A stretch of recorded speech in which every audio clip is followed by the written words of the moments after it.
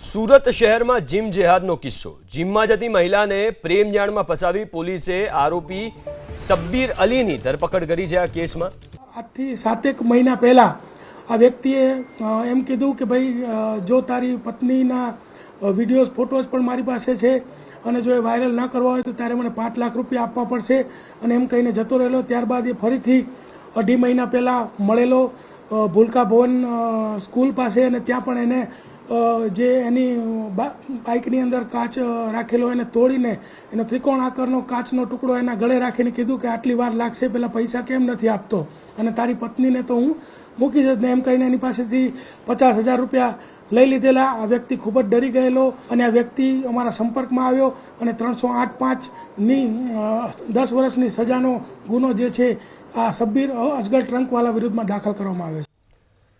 Gym જેહાદ કરનારા લોકોને સુરત પોલીસની ચેતવણી। જીમ ટ્રેનર્સ સાથે પોલીસે બેઠક યોજી હતી। પોલીસની ચેતવણી બાદ ફરિયાદી આવ્યા સામે સુરતના જીમ ટ્રેનર્સ સાથે પોલીસે થોડા સમય અગાઉ બેઠક યોજી હતી, જેના દ્રશ્યો સ્ક્રીન ઉપર છે।